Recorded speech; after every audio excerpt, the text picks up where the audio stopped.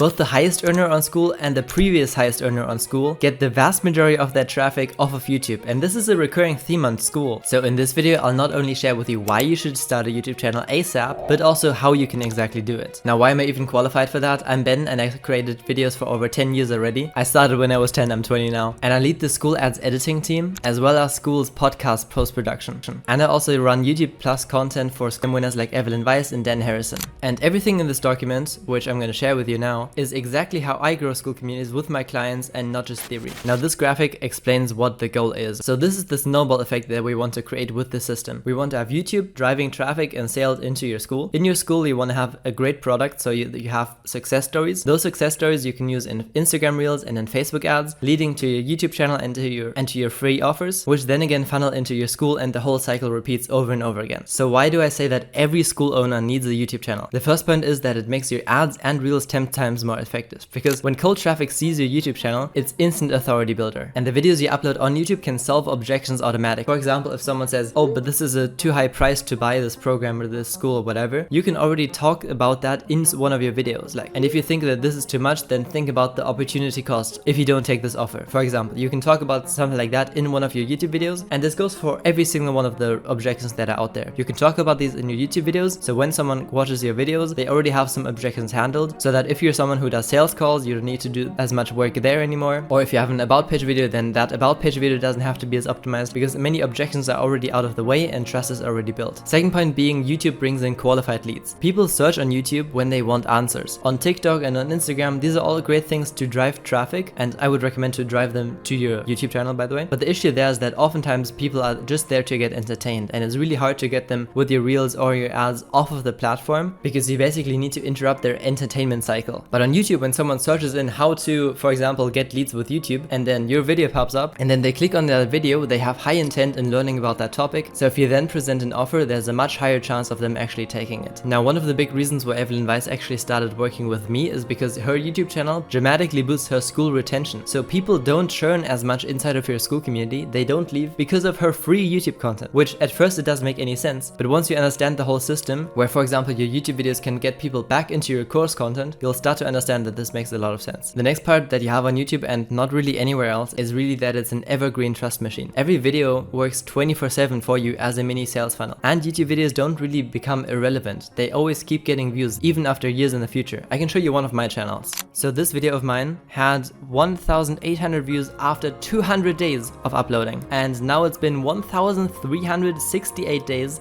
and the video is at 133,000 views. So with that, you can hopefully see that if it's a video that's actually relevant to your niche and to your offer, you can have a leads machine that goes on forever, especially because YouTube is the second largest search engine after Google, and it integrates perfectly into Google. So these are the reasons why the snowball effect will actually work. Now, how do we actually implement these things? Well, we would split up your content into top of funnel, middle of funnel, and bottom of funnel. Top of funnel would be kind of broad videos, educational videos about your method or niche. They sell your unique process, and the call to action is to get into your free course, free school, whatever, or on your free trial. The middle of funnel is then kind of like YouTube VSLs hidden as videos. So it would be the full guide to XYZ. For example, Iman Gaji has a video called Ranking the Best Ways of Making Money in 2025 or something along those lines. And basically in the video, he goes through all of these different opportunities that they have. And then at the end, the conclusion is you need to start a service-based agency or something like that. That's like the conclusion of the video. And the entire video was just entertaining. But then after this conclusion, he funnels people into his program, which teaches people exactly how to start this business model. And before that, the first 30 minutes, no one even noticed that it's a VSL. So this VSL would give away 90% of your process, but not 100%. So people still want to learn more. You can show real results, you can show screenshots. Iman Gaji in that example didn't. And the call to action would again to be joining your school, book a call, whatever you want to do. And then we have some bottom of funnel videos, which aren't going to get a lot of views, but these are something like case study interviews, member results, exact breakdowns of who got which result. And you can use those literally everywhere on your landing page, on your school, in your emails, and just link back to those videos, because organically they're not going to get a lot of views, but if you link to them, they can do massive trust building and even converting for you. So how do we even make these videos? Well, we should first think about the video idea and title. The title should contain relevant keywords. For example, you have a community about spicypreneurs, just because that was an ad that I recently edited. If that's your community, then you put spicypreneurs in your YouTube title. So people who identify as a spicypreneur, no, neurospicypreneur, sorry, they then feel more inclined into clicking that video.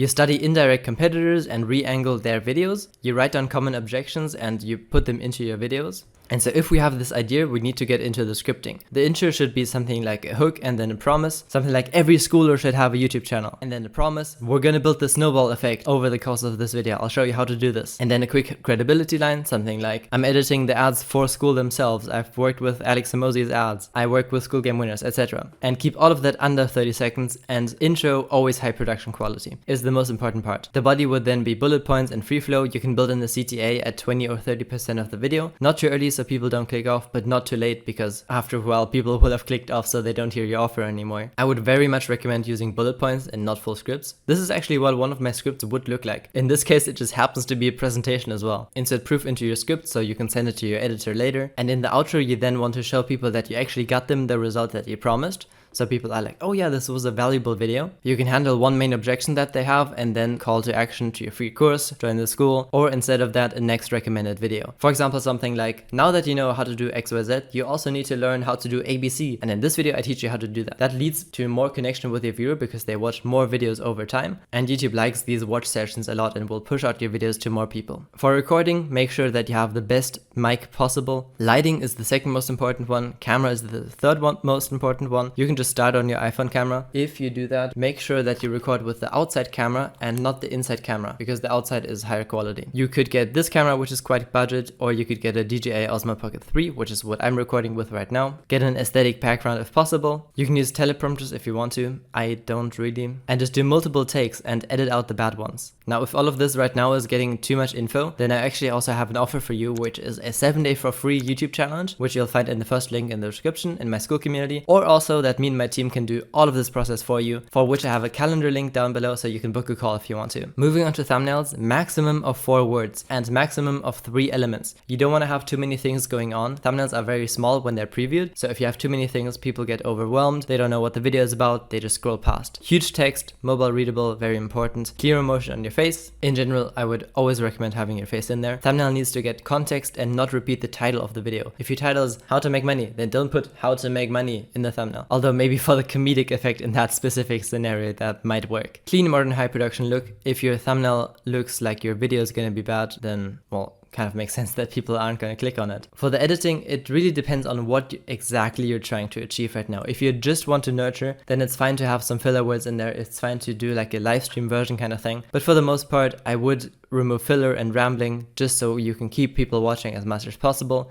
provide them with as much value as you can. Hold the intro pretty short, simple motion graphics, doesn't need to be anything crazy, fast but not chaotic pacing, show screenshots, show proof, anything that makes you legit, and outsource your time if your time is more than 15 bucks an hour or whatever benchmark you want to take. But especially getting an editor, I would very much recommend. Now for posting, these are 3 things that you don't need to do anymore. You don't need to put keywords in your description, you don't need to use relevant hashtags, and you don't need to use tags on your video. Because what YouTube actually does by now is it gets the audio from the video, it transcribes it. If you go to the description of this video right now, you'll see a button that says show transcript. If you click on that, you can see the whole transcript. And based on this transcript, YouTube picks the keywords and knows exactly which viewer to show it to based on the keywords inside of your script. So the first link in your description, I would just make the main CTA. You can also have a second CTA if you want to. No more than 2 links in my opinion. You can add chapters if you want to. You can pin a call to action comment if you want to. I usually don't unless it's like a special video. And use deep links everywhere, especially for example if you have like an Instagram story linking to your YouTube channel. If people click on the normal YouTube link, it opens up in a weird Instagram browser where no one is ever gonna watch the video in there because it's like an outdated browser. But if you use deep links, for example with Link Twin, you can create links that opens the YouTube app for people when they click the link. So these are your steps to get an ROI ASAP. Create a 30 to 60 minute free course, which is your YouTube VSL. It's basically a VSL disguised as a YouTube video. Promote it everywhere you can, especially ads. This is what I'm doing with Dan Harrison at the moment. So he made this YouTube VSL and now he's running ads to it and it seems to be crushing. Make case studies and member win videos and share those everywhere. And then upload 1 to 2 videos per week. It will compound massively. Or even 3 times per week would be even better. And if you want my help with any of that, then book a call if you're making over 5k a month, or join the free YouTube with Ben challenge if you want to take this process and implement it yourself step by step. 7 days for free, I'll teach you everything in there. I hope this was helpful and I'll see you in the next one. Bye bye.